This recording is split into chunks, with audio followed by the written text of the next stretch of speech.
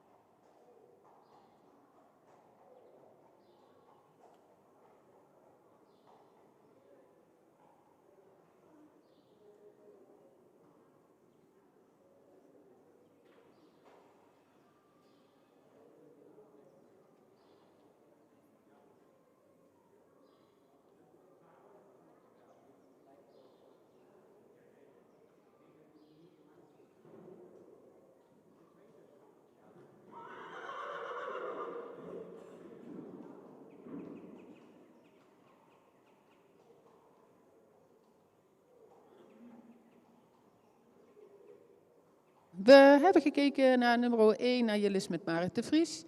Marit super netjes voorgesteld. En de stap zou je misschien nog ietsje meer lengte mogen geven, dat hij nog iets meer door het lichaam zou mogen stappen. Dan blijft hij nog wat gehaast en pakt hij wat weinig ruimte. Daarom hebben we voor de stap een 6 gegeven. De draf zou wat krachtiger onder mogen treden, meer tot dragen mogen komen. In de verruimingen zien we dat ook, dat hij dan meer snelheid pakt dan dat hij echt het gewicht eigenlijk opneemt en meer afdruk toont. De galop vinden we toch wel eens een betere gang ook. Daarin heeft hij ook wat meer balans. Zou nog wat meer lichaamsgebruik mogen tonen, zowel links als rechtsom. Voor de draf hadden we 6,5, voor de galop hadden we een 7. De houding en balans een 7. De souplesse een 6,5. Schakelen 6,5. De impulsen 7. Een totale score van 73. Dan gaan we nu kijken naar nummer 2, naar Macho uit de Grachten. Met Robin. Nee, ik zie het. Ja, nee, ik zie het. Sorry. Sophie hebben we in de baan. Nummer 3. Ja. Met Konrad Afzochte Perler. Als ik het allemaal goed uitspreek. Met Sophie. En nou struikel ik over je achternaam. Oké.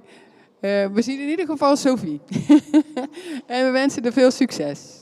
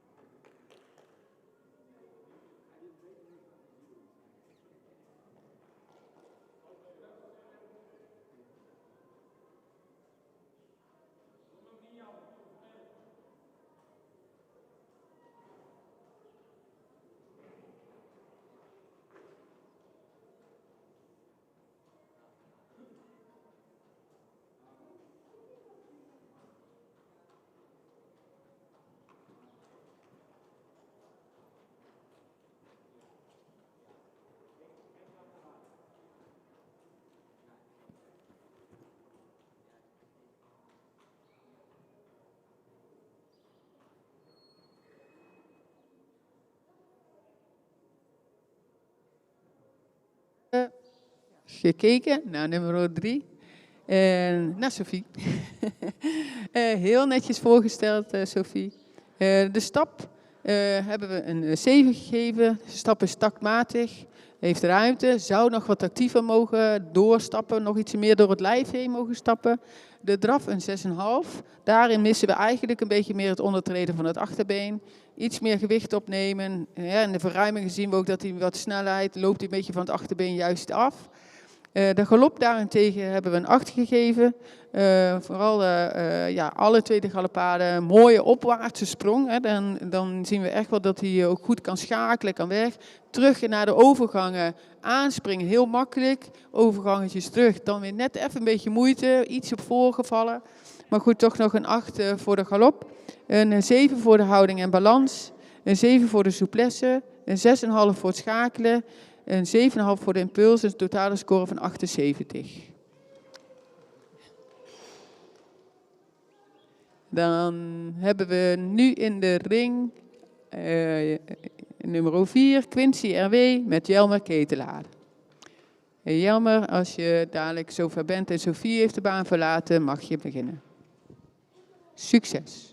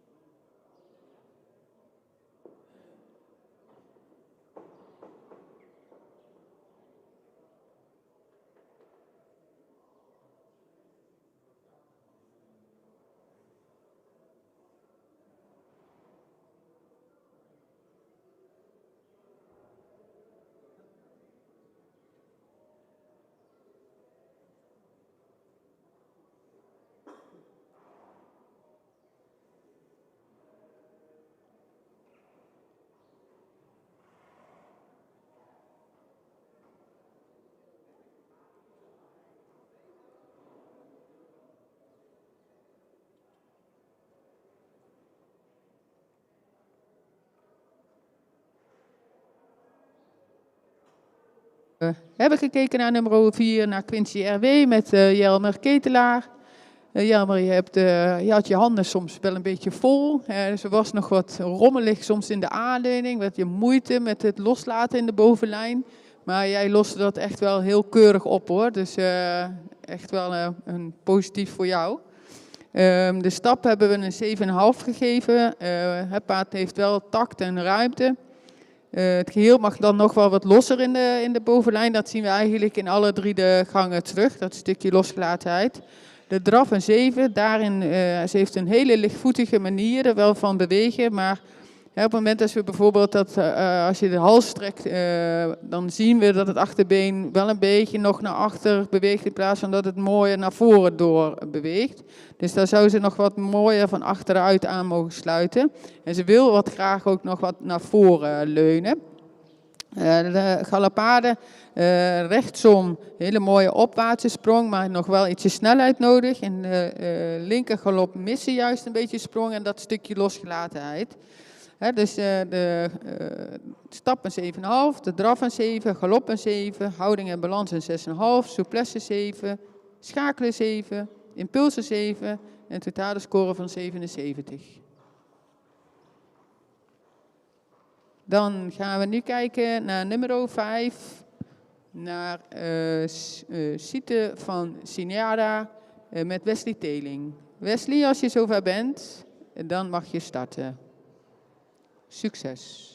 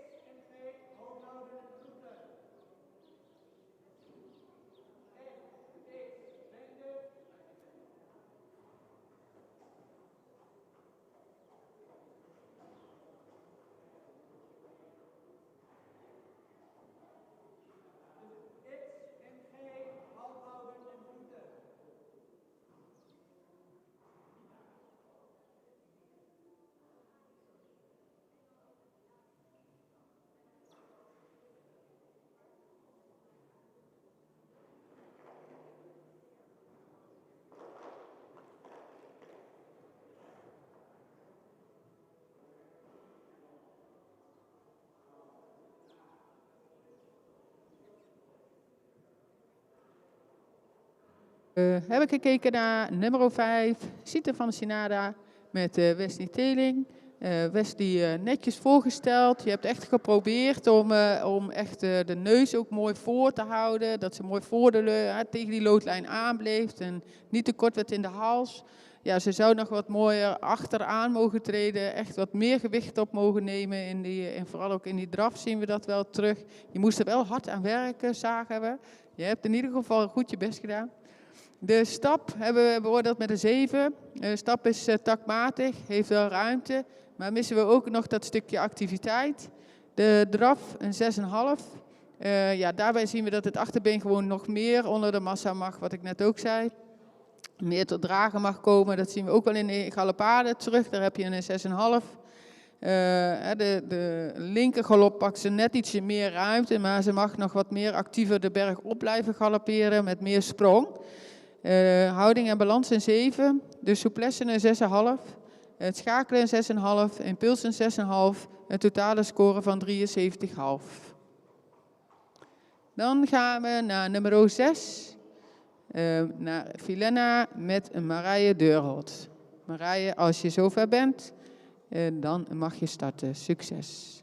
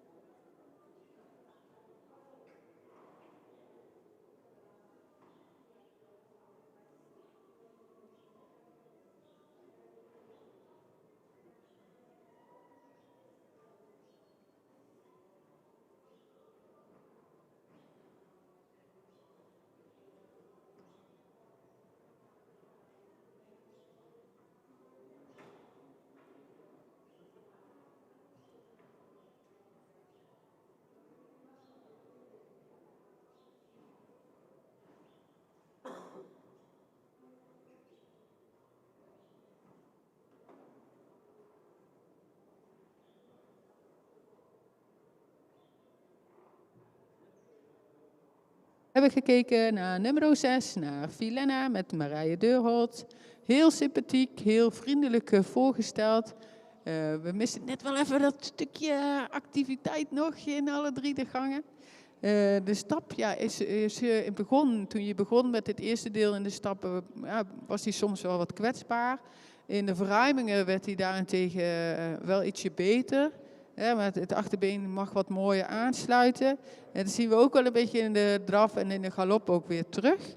De verruimingen zie je dat ze nog wat meer naar de voorhand wil lopen. Dus ze mag meer de berg opblijven en wat meer het gewicht opnemen en daarin actiever blijven. Zodat je ook in die galoppade ook wat mooier nog de berg op blijft galopperen en dan meer sprong maakt. In de verruiming had ze ook echt wel een beetje moeite met die linkergalop in de verruiming. Dan voel je die lossigheid in die bovenlijn komen en dan wordt ze een beetje strak. Dus dat is gewoon jammer, maar wel heel sympathiek en netjes voorgesteld. De stappen hebben we een 6,5 gegeven, de draf een 6,5, de galop een 6, houding en balans 6,5, souplesse 6,5, schakelen een 6 en impulsen 6,5, een totale score van 70. Dan gaan we nu kijken naar nummer 7, Hester van het Verwallen met Jesper Faber. Jesper, als je zover bent, succes.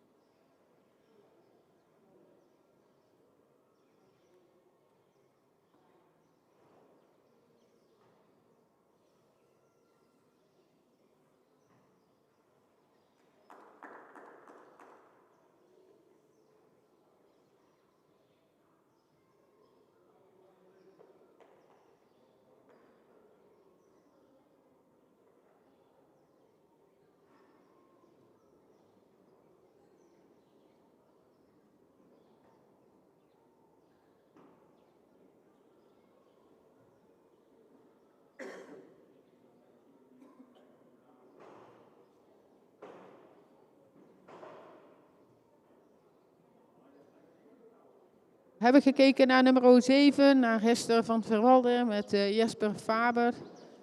Jesper, je hebt echt je best gedaan. We zien dat hij de rechterbuiging echt heel moeilijk vindt. In de hele proef zien we dat eigenlijk terug. Hij heeft zelfs rechtsom echt wel wat meer stelling naar links gelopen dan naar rechts. Dat zijn toch de kostbare punten ook die tellen. Ze heeft een hele goede stap. Fijn door het lijf, met ruimte en tact. Ze zou daarin nog wel meer lossigheid mogen tonen dan ook wel weer in die bovenlijn. De draf, achterbeen treedt goed onder, maar ze blijft dan nog wat te strak in die bovenlijn. Dus daar zou nog wat meer winst kunnen halen. En dat zien we ook terug in de galopade. En dan die rechter galopade is moeilijk, omdat ze door die rechtere buiging zich wat vasthoudt. En de linker galopade was echt wel beter.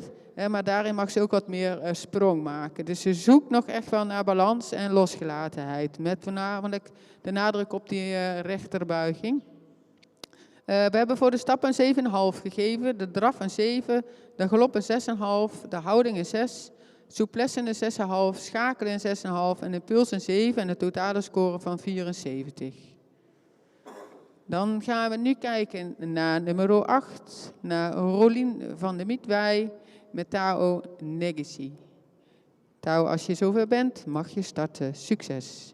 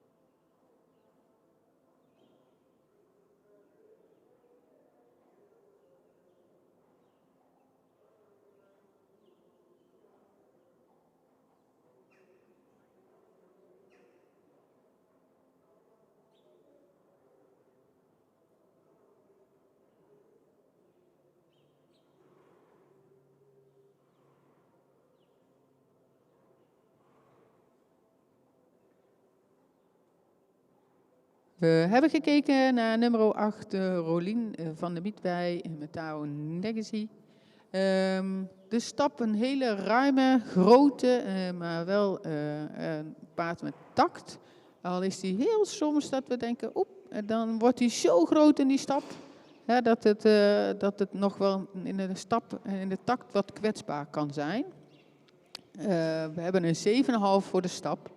De draf hebben we een 7. Het paard heeft een hele grote ruime draf, maar het achterbeen zou wel ietsje meer gewicht op mogen nemen en nog wat meer tot dragen kunnen komen. Het paard toont wel souplesse daarin. Dat zien we ook wat terug in de galopade. De linker galop vonden we echt dat het paard mooier de berg op bleef lopen dan in de rechter galop. De rechtergalop zou ze nog wat meer gewicht op mogen nemen. Het is een talentvol paard, maar het zou nog wat meer ruggebruik mogen tonen. En in de aanleiding kun je kijken of je dan nog net iets meer het neusje wat voor kan houden.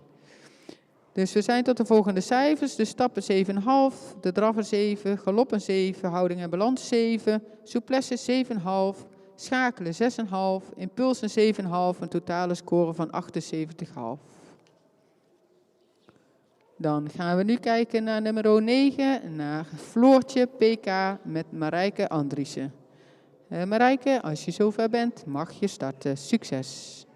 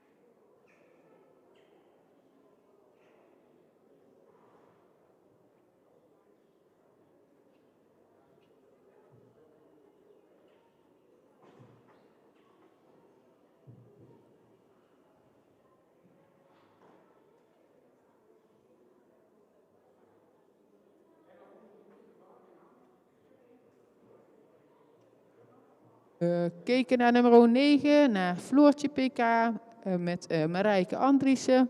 Heel sympathiek voorgesteld, het paard. Het paard zoekt nog wel echt naar balans, naar het stukje aansluiting van achteruit.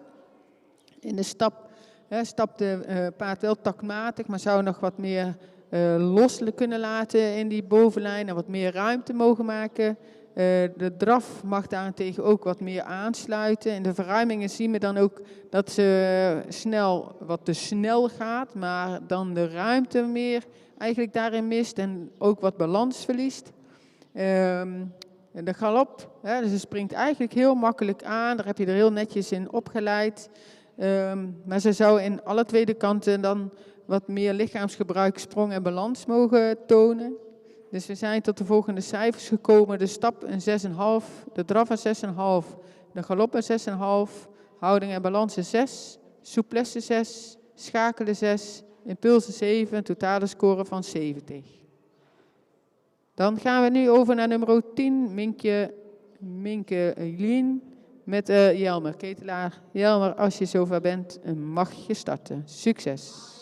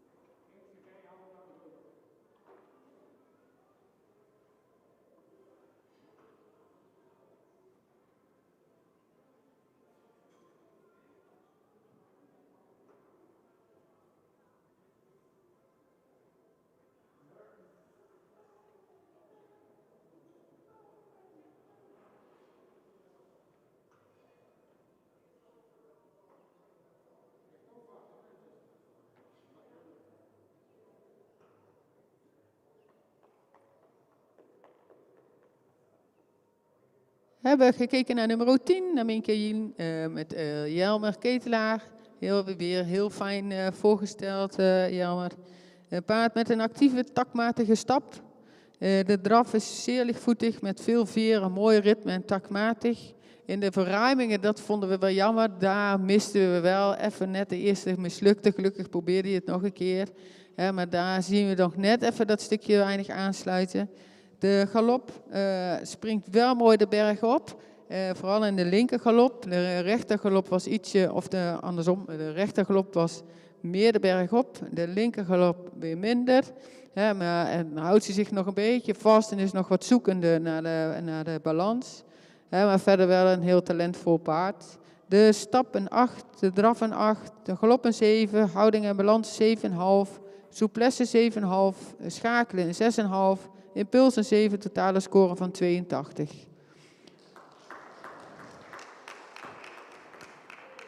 Dan gaan we nu kijken naar nummer 12, naar Sonneke van de Trijensprong met Christina Dijkstra. Christina, als je zover bent, mag je starten. Veel succes.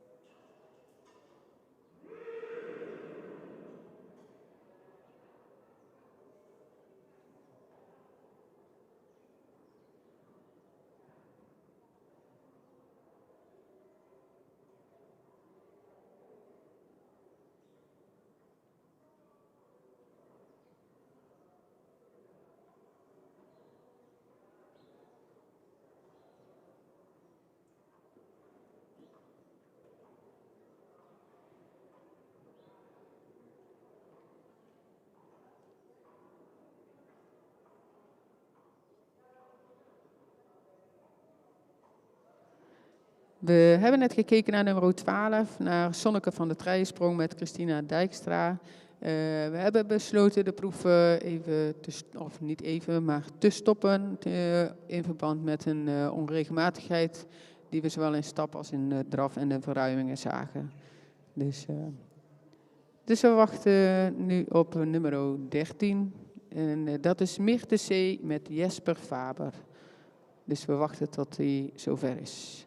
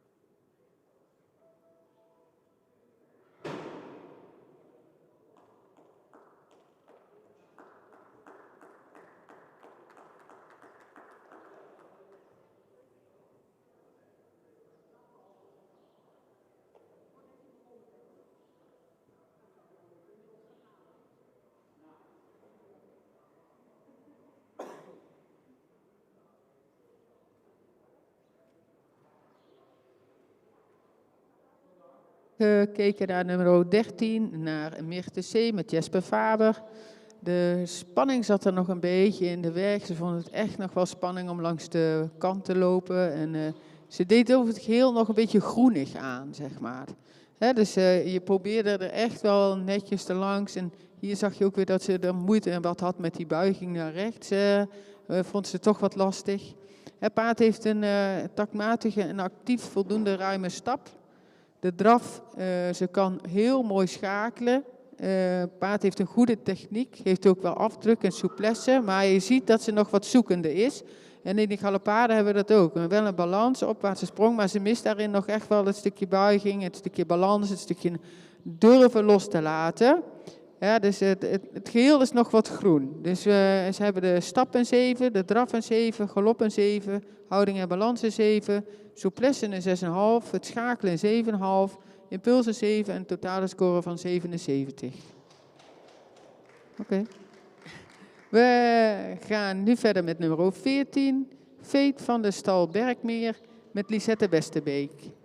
Lisette, als je zover bent, mag je zo starten. Succes!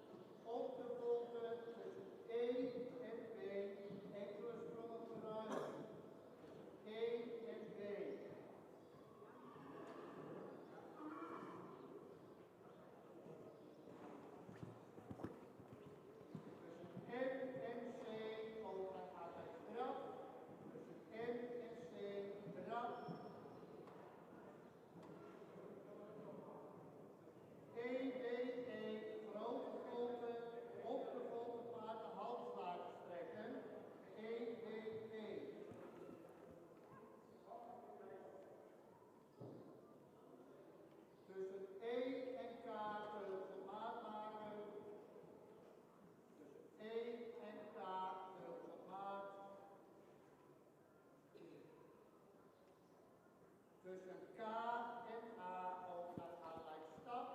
Tussen K en A, stap. Fx wende, Fx wende, tussen x en 2, halt houden en roepen.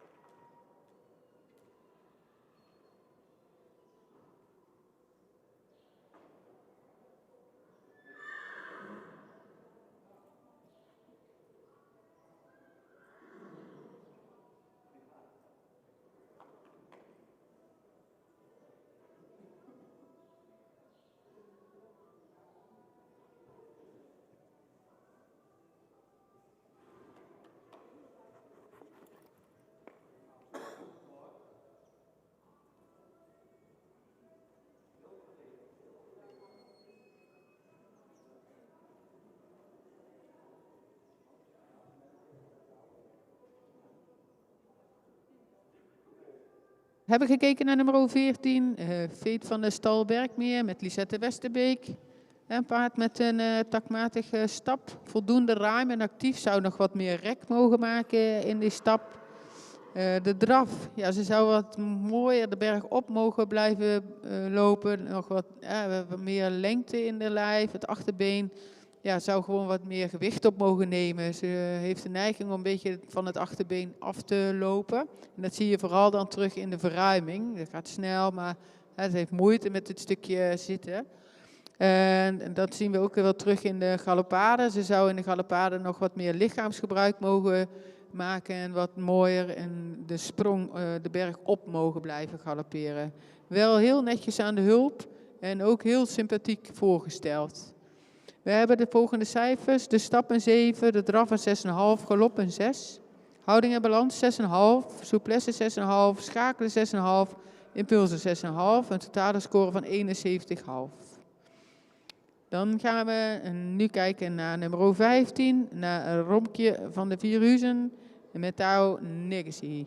Tao, als je zover bent, mag je starten.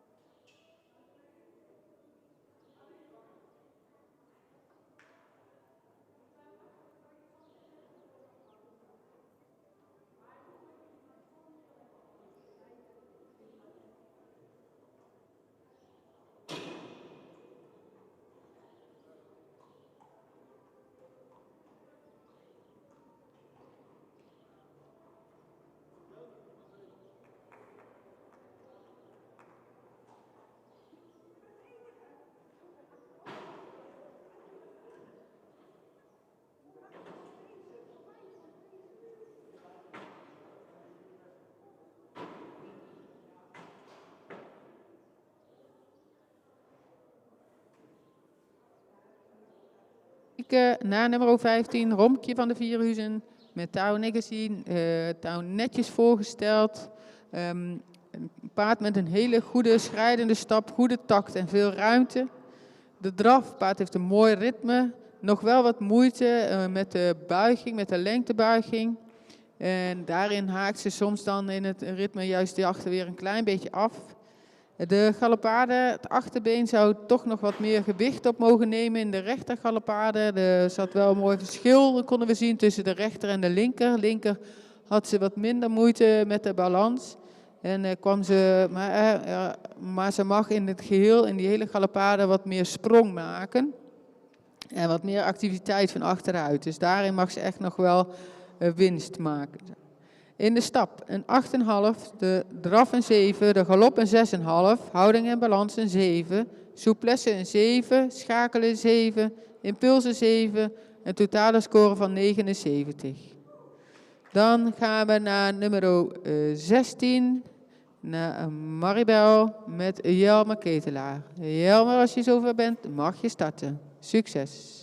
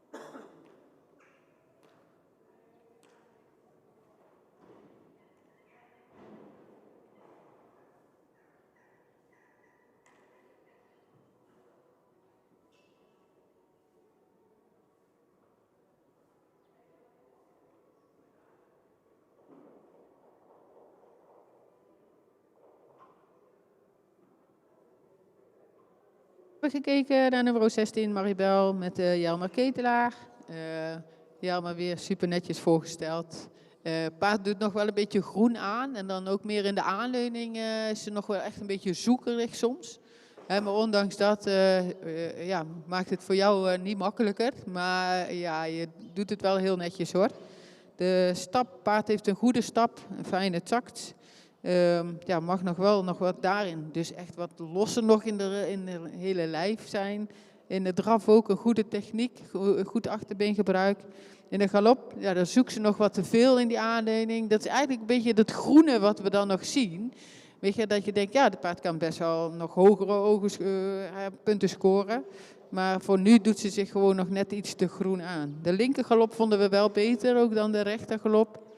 Maar de cijfers zijn de volgende. De stap een 7,5, de draf een 7,5, galop een 7, houding en balans een 7, souplesse 7, schakelen een 6,5, impulsen 7 en de totale score van 78,5.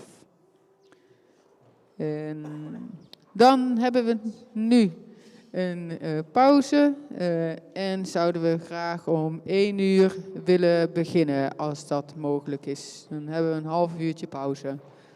Dus graag tot 1 uur.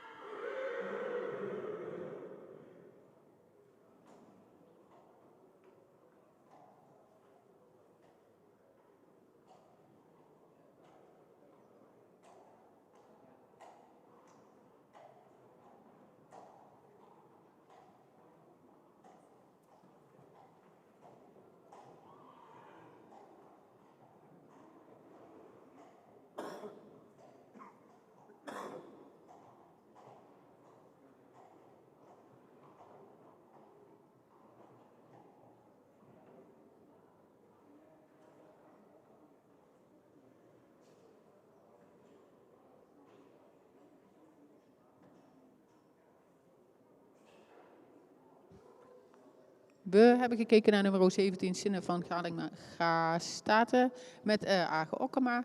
De stap taktmatig, maar we zouden de bewegingsafloop net nog een beetje correcter willen zien. Hij stapt een beetje slingerend in het voorbeen. De draf, krachtig achterbeen, goed onder de massa tredend en een mooi ritme. De galop, nou dan blijft hij eigenlijk nog een beetje te strak in de bovenlijn. En zouden we meer sprong en meer lichaamsgebruik willen zien. De volgende cijfers, de stappen 7, de draf een 8, galoppen 6,5, houding en balans een 7, souplesse 7, schakelen 7, impulsen 7,5, totale score van 78,5. Dan gaan we zo meteen verder met nummer 18, Riksje van Oostenburg met Henk Hammers. Henk, als je zo meteen de baan in komt, dan mag je starten. Succes!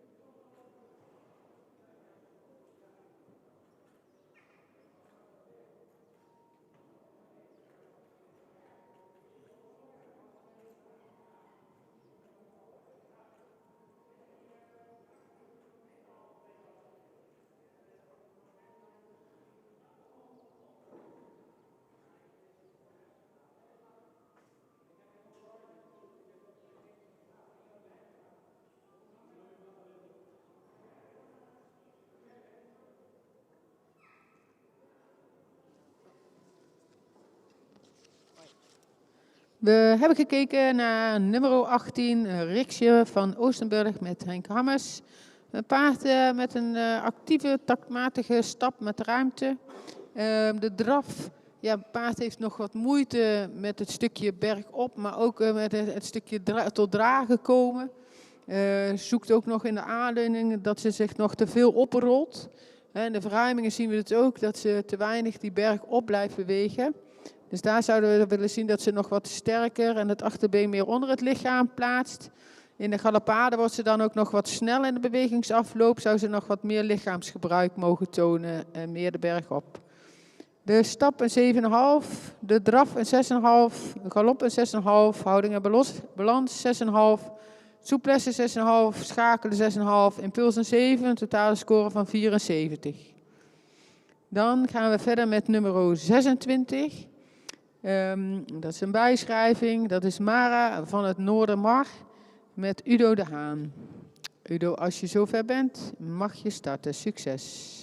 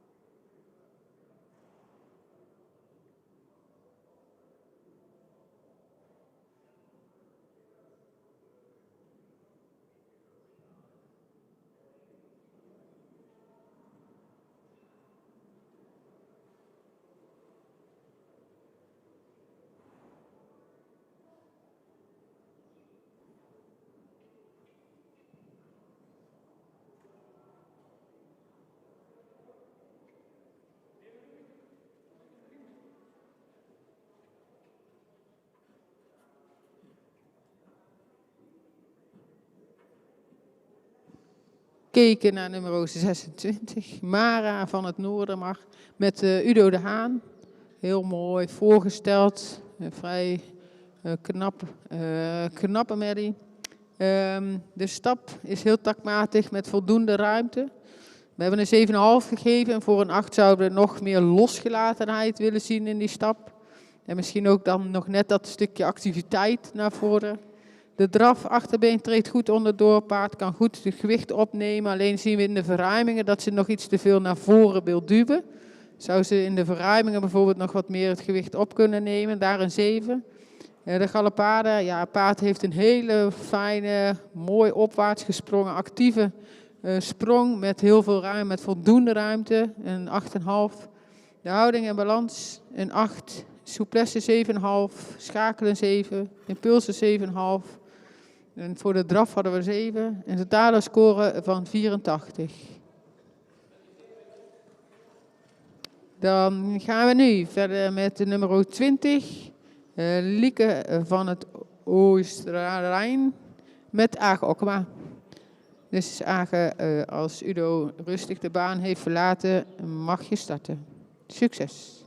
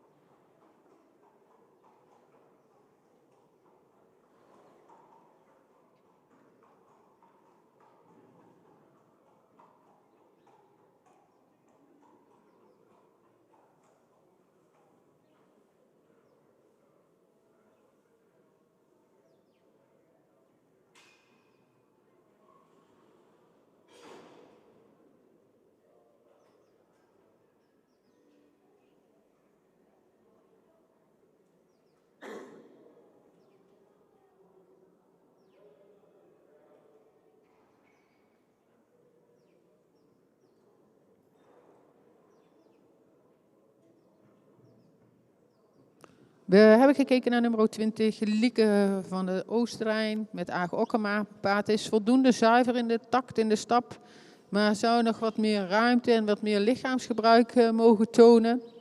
De draf is voldoende opwaarts en zeer lichtvoetig. De draf, een goede rechtsom, een hele mooie opwaartse sprong. Miste nog wel een beetje de buiging in je voltes, vindt ze nog wat moeilijk. En aan de linkerkant dook ze er net ietsje meer in. Wel toen je naar voren reed zagen we wel dat ze er weer in klom. Maar toen je er weer uitkwam zie je, oh, dan heeft ze even moeite met een stukje opwaarts blijven. Maar goed, we zijn tot de volgende cijfers gekomen. De stap een 6, de draf een 8, galop een 7,5, houding en balans 7,5, souplesse 7, schakelen 7, impuls 7,5, totale score van 79,5.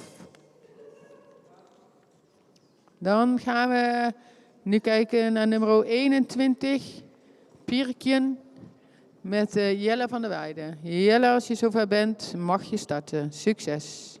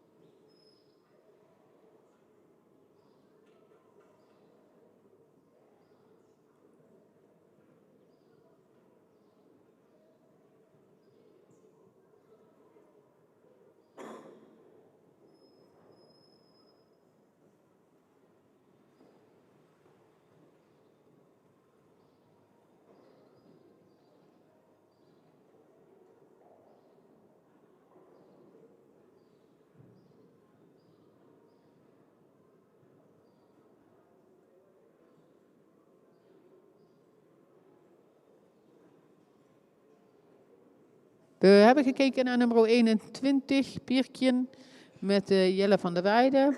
De stap is toch wel een beetje kwetsbaar en wel taktmatig, maar zou nog wat ruimer mogen en wat meer door het lichaam mogen stappen. De drafpaard heeft een heel mooi voorgebruik, zagen we in de draf en zien we wel in de galop terug. Maar het mag zowel in de draf als in de galopade meer op verbinding komen. Het achterbeen mag wat meer onder het lichaam treden, wat krachtiger doortreden. In de galopade zien we ook dat ze nog een beetje de rug soms wat wegdrukt. Dat front dat blijft wel mooi opwaarts, maar het achterbeen mag echt meer gewicht opnemen.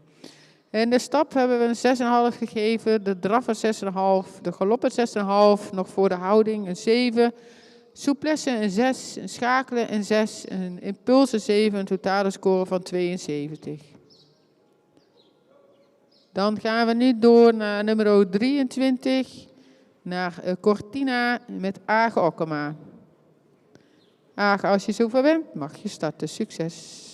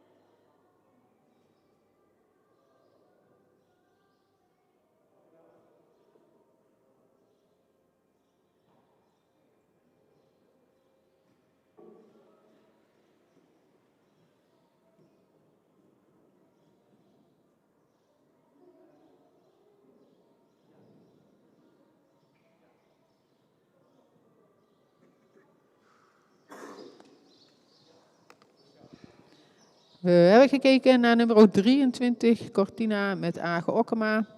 Een paard in de stap heeft voldoende tact en het zou nog wat actiever door het lichaam heen mogen stappen. De draf, het achterbeen zou wat meer tot dragen mogen komen, wat meer gewicht op mogen nemen ook. In de verruimingen zagen we dat stukje wat we dan zien in het achterbeen, zien we dat terug in die verruimingen, dat er te weinig verschil komt, te weinig ruimte is. De galopade, de rechtergalop heeft wat moeite in het begin met de drietakt. Zou ze wat mooier sprong mogen maken en mooier mogen rollen in die galopade. De linkergalop was daarentegen wel beter en zou nog meer lichaamsgebruik mogen tonen, sowieso in de galop, maar ook in de draf. De cijfers, de stap een 7, de draf een 6,5, galop een 6,5, houding en balans een 7, souplesse 6,5, schakelen 6,5, impulsen 6,5, totale score van 73,5. Dan gaan we verder met nummer 24. Helena van der Bist met Henk Hammers.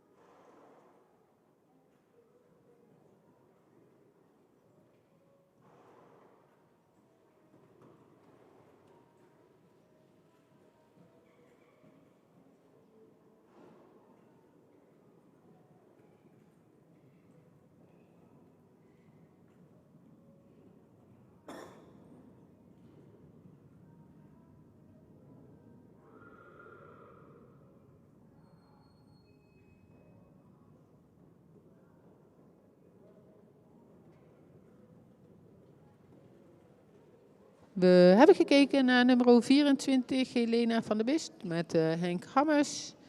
Een paard dat in de stap zich mooi losgelaten kan bewegen. Een actieve en taktmatige stap. In de draf, en zowel als in de draf als in de galop, vonden we er heel zoekerig in de aanleuning. Ze drukt zichzelf nog een beetje zo die rug wat te veel nog weg. Een beetje gespannen lijkt het wel. In de draf zou ze dan ook meer losgelatenheid mogen tonen in de bovenlijn. En het achterbeen wat mooier onder mogen treden. In de galopade en vooral ook rechts vonden we dat ze wat moeite had met de balans. En meer sprong en meer lichaamsgebruik zou mogen tonen. De stap kreeg ze een 7,5. De draf een 6,5. De galop een 6,5. Houding en balans een 6. Souplesse 6,5. Schakelen een 6. Impulsen 6,5. Een totale score van 72. We hebben de laatste combinatie in de baan en dat is nummer 25, Hildau met Age Okkema. En Age, als je zover bent, mag je starten. Succes!